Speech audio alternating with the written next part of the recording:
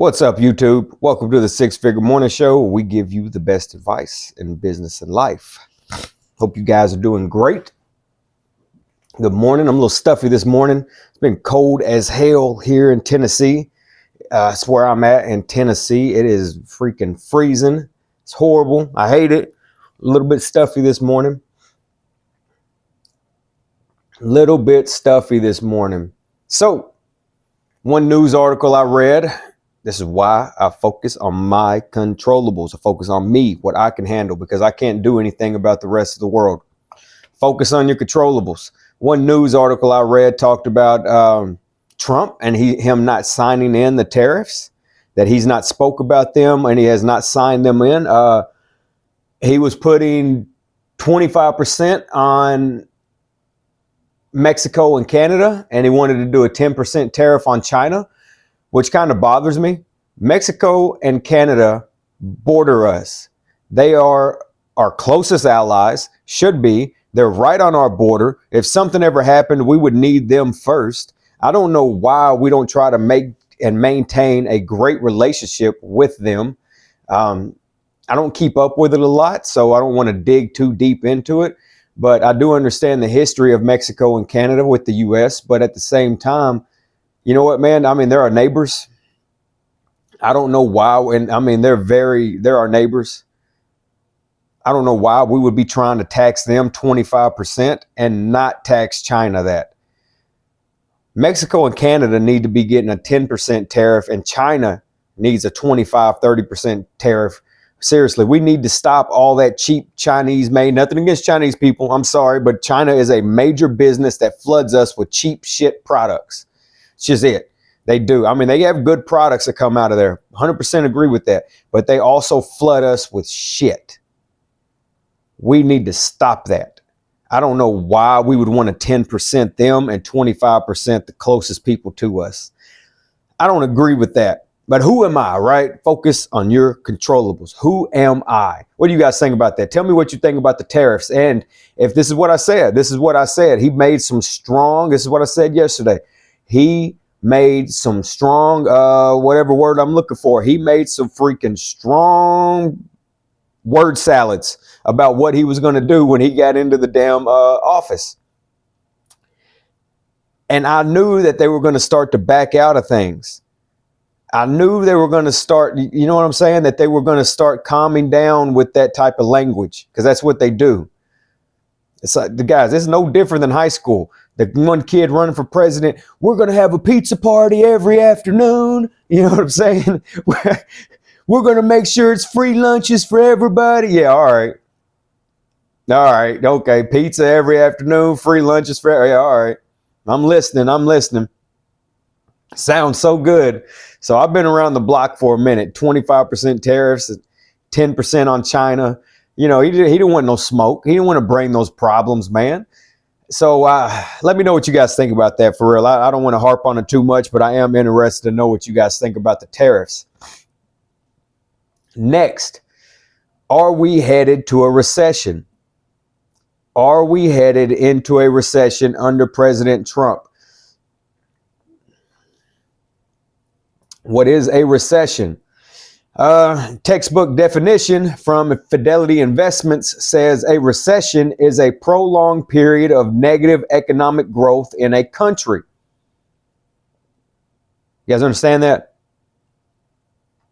This is why I give a street level view for those that complain about the things I say or the way I teach. The definition of a recession is a prolonged period of negative economic growth in a country. Doesn't that sound like a damn word salad? Sounds like some bullshit. Like, what are you trying to hide? It's a prolonged period of negative economic growth in the country. And then there's the kids out there like, what the fuck's that mean? What is that? A recession is when people stop spending money. It's when there's no growth, when nothing is being spent. It's when people stop spending. That is a recession. In layman's street level terms, people stop spending money. I don't know why they can't just be simple. They always word things in such a freaking... They always word stuff. So this is why people don't move forward in life, because it could be confusing. You have to go get an education just to understand what a recession is. You know what I mean? Like, this is why people don't move forward with certain things. It's just, I tell people all the time, what is holding you back is paperwork. That's the only reason that you have not flipped houses. That's the only reason that you have not started a rental company, an investment company, some type of firm. That's the only reason. Paperwork is 100% what is holding you back. A lot of people do not understand. They have the idea, I would love to do this, but then they say, I don't know how. And when they say, I don't know how, they're definitely talking about the paperwork. How do they secure the loan? How do they secure the property? How do they secure the land? They're 1,000% talking about paperwork. They have made it so difficult for one person to be able to do things. So they want you.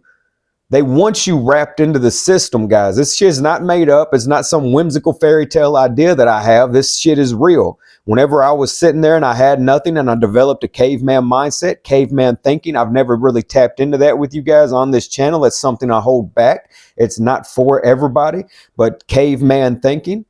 Which way is this world moving? And once I really sat there and dove deep into this, paperwork is what keeps a lot of you from moving forward. They start this, they have these things in place. They don't want you to do that.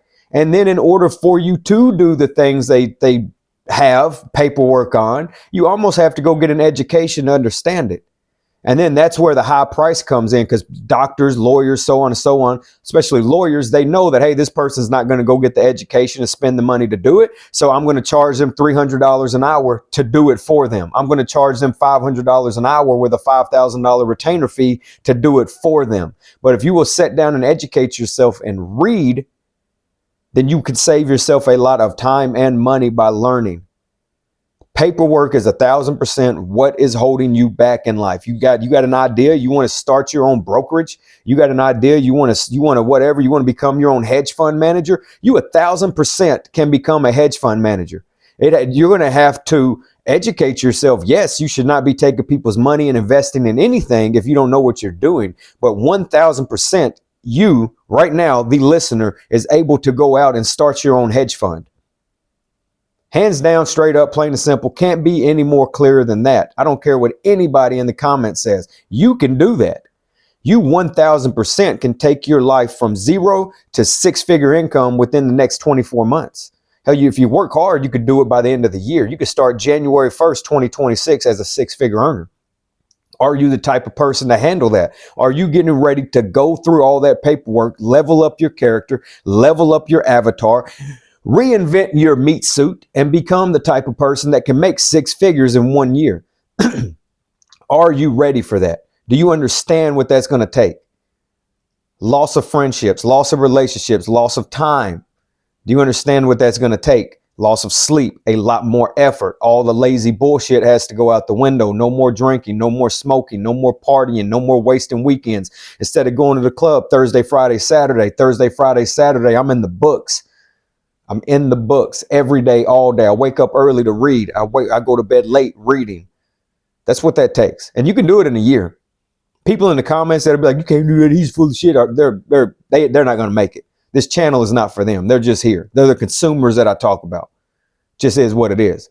If you really want to level the F up, you can do it. You can do it in a year. You can do it right now. We're just now getting ready to slide into February. You still got like a week and some change left of this month. You can start right now. You can develop a plan right now. Develop a plan. Get ready to execute February 1st. Make that your new year marker. February 1st. If you already failed in January, February 1st. 11 months. Create your life. Build it. See a vision. Create a plan. Execute. See a vision, create a plan, execute. So what is a recession? A recession is a prolonged period of negative economic growth in a country. People just stop spending money. It's what it is. It's what it is. Do you guys think we're headed for one? Under Donald Trump's administration, do you guys think we're headed for a recession right now? Just curious to know your thoughts. I know I got a lot of gurus out there, just interested to know what you guys think about it. I had one article pulled up and it was getting pretty good. It was getting pretty good. And then they started talking about inflation has stopped. I don't see inflation stopping. They lie to you guys all the time. I don't see inflation. I don't see where anybody would think inflation has stopped when gas is still high as hell. Eggs are still high as hell. You know what I'm saying? Like, where has inflation eased? Where? Show me. Houses high as hell, eggs high as hell, gas high as hell. I don't see it. I do not see where inflation has eased one bit. Leave it in the comments below. I definitely leave it in the comments below because I want to know. I want to know what you guys think. Are we headed for a recession? Why didn't Trump sign those tariffs in order like he said he would? Remember yesterday I told you guys they talk a good game to get in that seat. And then when they get there, shit changes. Why didn't he sign the executive orders? Why didn't he put the tariffs like he said he was going to? Are we headed for a recession? Let me know. I'm definitely interested in that.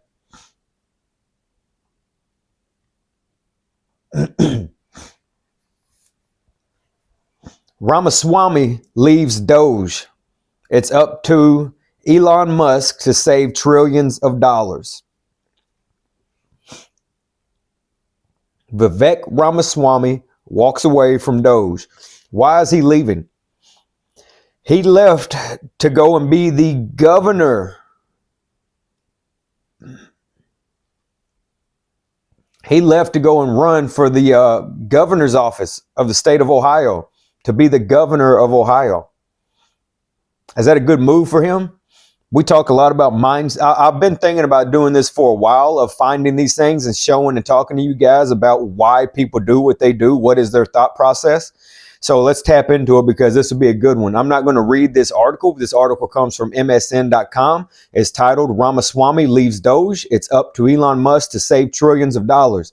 Ramaswamy left Doge to go and run for the office, the governor's office of Ohio. He wants to be the governor of the state of Ohio. Is that a good move for him? Probably so. Hands down, plain and simple. Yes, it probably is, because if we really dive deep into this, Ramaswamy is his own man. He's already a known character, but Vivek wants to go his own way. He feels that, probably knows that he's going to have more of an impact as a governor of Ohio for himself personally than falling, because even if he stands next to Elon Musk, he will always fall under Elon Musk. No matter what, when history goes, they will look at Doge, Elon Musk, big letters, Ramaswamy. No matter how that goes, because he's standing next to a titan. Even though Ramaswamy is wealthy within his own right and a CEO and business owner within his own right, he is standing next to a tycoon. It will always, in 100 years, they will not talk about Ramaswamy with Doge and saving America's financial situation. They will talk about Elon Musk doing that. They will not talk about Ramaswamy. So for him to go off, he knows he'll have more of an impact with his family, his life, and within the country as a damn dog. He knows that he will have more of an impact with his family, his life, and within the country as going to be the governor of Ohio. And which will also set him up. I don't remember how old Ramaswamy is. He's a young dude. I don't even know if I think Ramaswamy is like right at 40. I don't know how old he is. I think Ramaswamy is like right around 40, but that will also set him up to go be the governor. And then in the next 10, 20 years, circle back around and run for president again from the governor. That'll still set him up. So he knows what he's doing. The man made a smart move. I like to see it. I like to see it. The man made a smart move. Let me know what you guys think about that. Let me know what you guys think about this whole situation. And we're going through a lot. This country is about to go through a lot. It's about to go through a major shift, a major freaking change right now. It's not going to surprise me if you guys don't see major shifts in a lot of laws. I mean, we're going through a lot, and it has to be done. This is no different than the time when they wrote the Constitution. I imagine that we're pretty much equal to that time, and that's what we're getting ready to go through. It's no different. It's no different than then. I hope they don't change the Constitution, but it's not going to surprise me if they don't talk about these things. It's not going to surprise me if they don't talk about them. To be honest with you, it's not going to surprise me if Donald Trump's not the last president. It's not going to surprise me if we're not slowly entering into some form of a dictatorship. It's not going to surprise me if we're not slowly entering into some form of a feudal system. Lords and peasants, ultra wealthy, and then us, everybody else. Not going to surprise me. Not going to surprise me, man.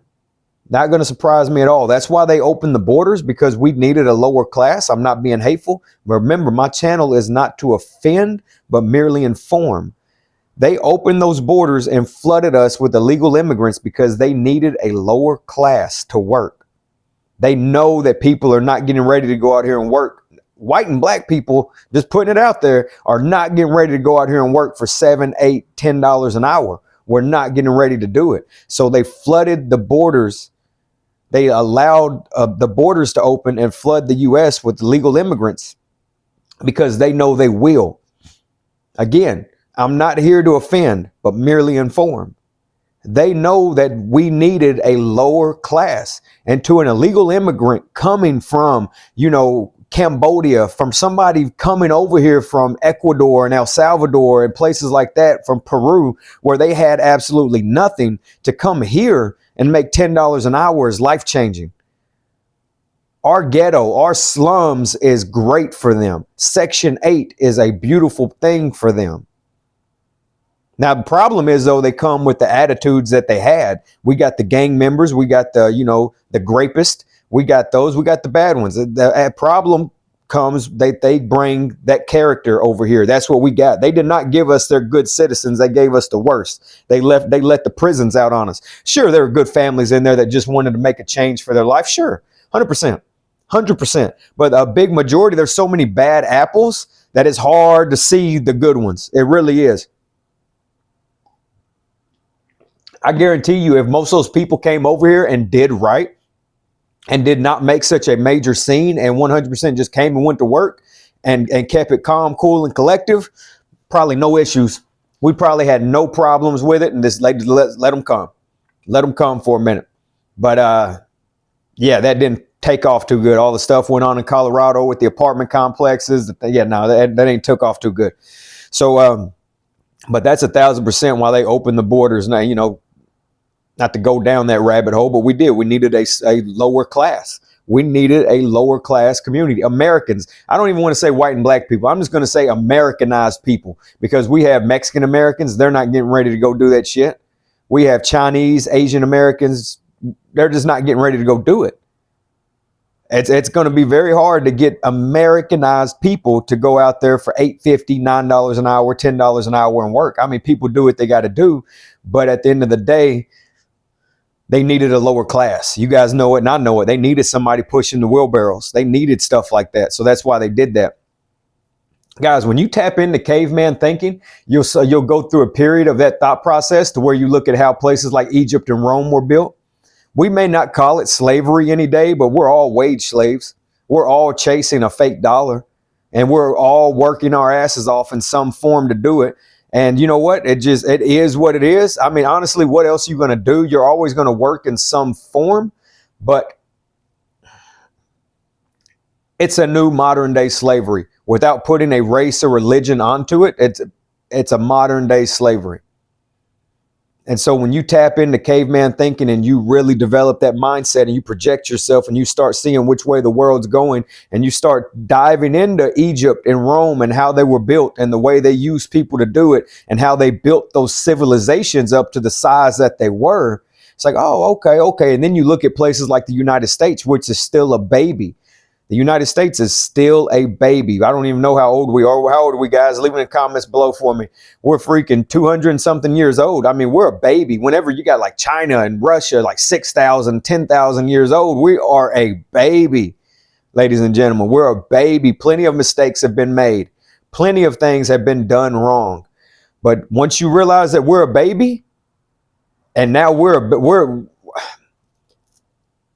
the United States just probably became a teenager at its age. We're not even a teenager. I'm lying. Compared to the other things, we're still a toddler. We're not an infant. We're a toddler. We're just learning. We're now learning how to walk. You know what I mean? We're like 4-year-olds. We're like walking and running pretty good right now. I don't even know if we're running. Hell, we're 3. We're a toddler, guys. We're a toddler. We just quit digging in our diaper. You know what I'm saying? Like, we're a toddler. We 100% just stopped digging in our damn diaper. So when I tell people that we're a baby, Social media is still a baby. Lots of mistakes have been made. This stuff is here to stay. You need to learn it now. People always ask me about good degrees. Hey, you know what? Go out there and work.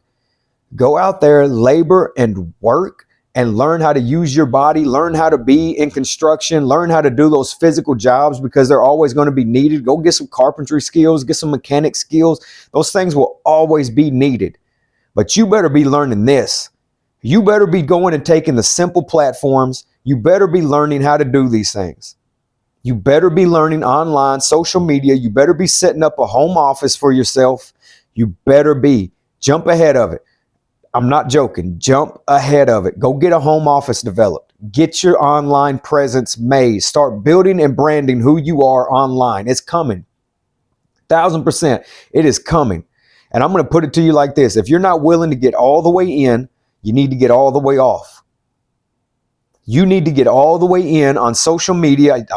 Hey, I get it. But guys, it's becoming to the point to where this is your business card. This is who you are. This is how people will know you. You need to get all the way in on social media or you need to get off. Delete all platforms and live a life off the internet. Sure, keep an old school email address, if you need to. Sure, do whatever you need to do that's best for you. 100% get it. But you need to get in or get off. No in between. So all this in the bushes shit that I see people doing, not wanting to expose themselves on the internet for fear of whatever, cut it. Get in it or get off of it. Quit lurking like a freaking pedophile in the bushes.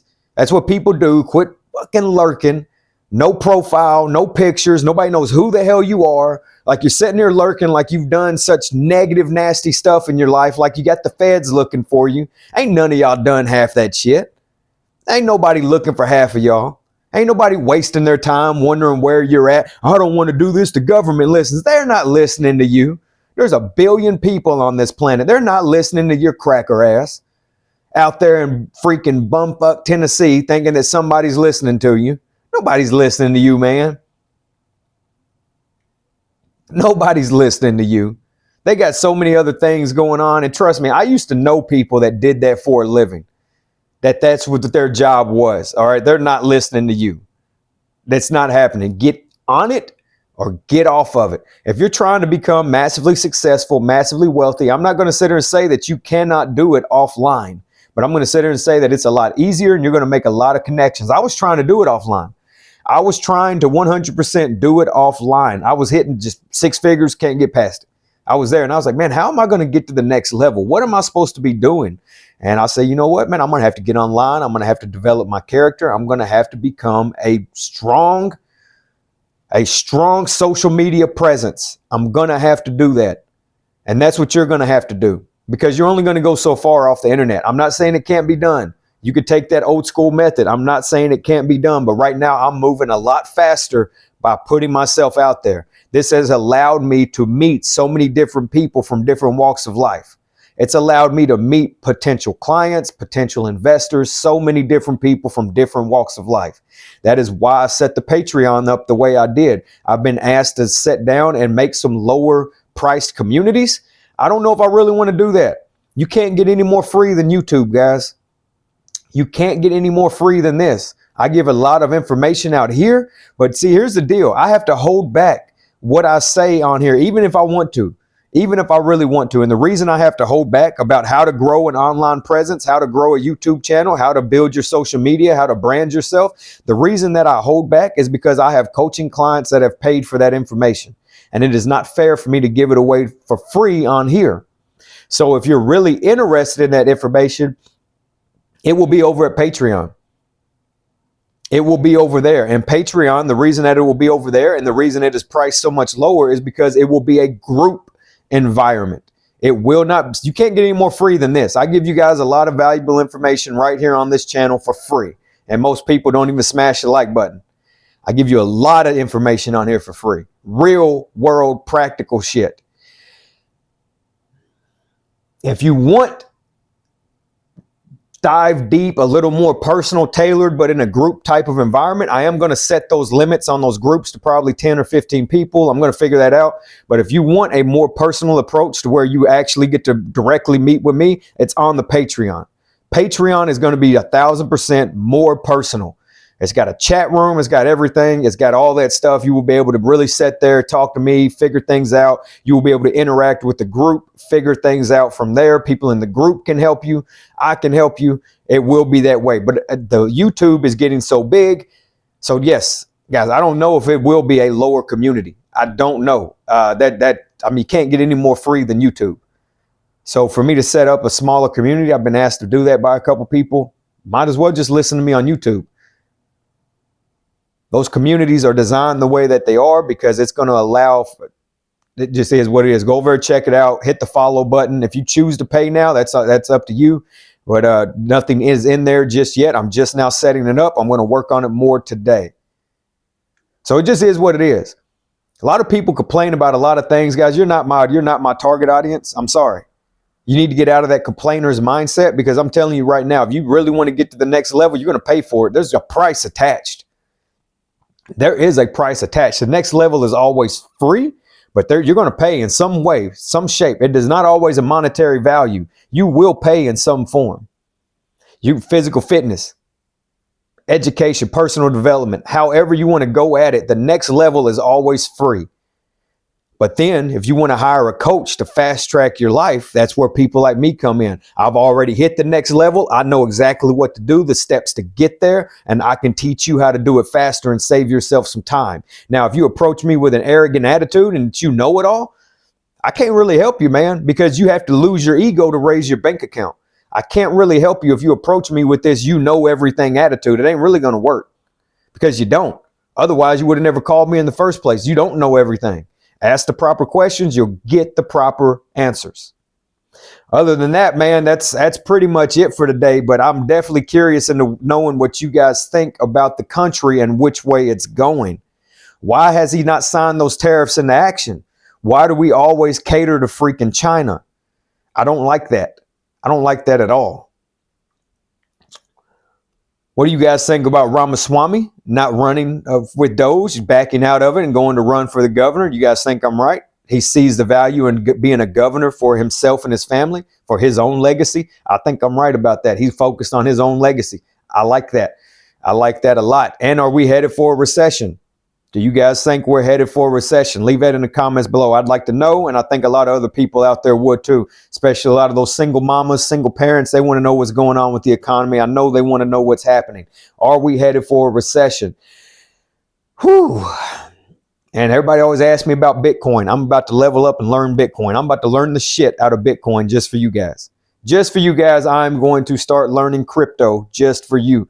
Got a lot of little things going on over here in the dark. I'm a one-man band. Always bear with me. Thank you guys for all the love and support. But before I go, I want to remind you, everything around you is just noise. Focus on your controllables. Focus on what is happening in your life, in your household, with your family that you can control. How much money are we bringing in? I want incoming, not outgoing. I want money coming in. I don't want money going out. How much of my money am I bringing in? How much? What can I do to get to the next level? What can I do to make more money? Turn the news off. I don't care about a recession. I don't care about inflation. I don't care about all the negativity out there when I'm in those situations. All I care about is what's happening here. I need more money coming in. Focus on that. Hands down, plain and simple. Can't be any more clear than that. Focus on that. Focus on how much money is coming into your household. Focus on how much is going out. See where you can cut expenses. See where you can cut costs. Bring more money in. Go get a second job if you need to. If you're a father, if you're married, if you're a husband, you might, and your family's not doing well, man, you need to lose some sleep. If you're a father, a husband, and your family's not doing well, you need to lose sleep. You need to go bust out 2 full-time jobs. You need to sacrifice the family time. It's one thing to be an absent father and be a loser. Being at the bar, being at the strip club, or wherever you're at, being a loser. It's another thing to be an absent father and be at work. Big ass difference. One is respected and one is not. One is respected and one is not. You're a man. You should be at work. You should have your ass at work. 60, 80-hour weeks. Not bullshitting. There's going to be somebody who's 60, 80-hour weeks. Who wants to work like that? I do. I did. I'm doing it right now, dipshit. Doing it right now. 60, 80-hour weeks. No problem. All the time. If you're not where you want to be, it can go for a woman too. I mean, I'm just saying, if you're a father and a husband, that's where you should be at right now. This can 100% go for women too. Go do it. Go do it. Y'all are all for that feministic shit. Go do it. Go bust out 60-hour weeks. I can do anything a man can do. Go bust it out. Other than that, I'm going to leave it right there, man. It was a good little talk this morning. I liked running over the news. Let me guys know what you think about these little news segments. Is that something I should run with or not? Other than that, man, you guys have a great freaking day. Let me know what you think in the comments below. You guys take care.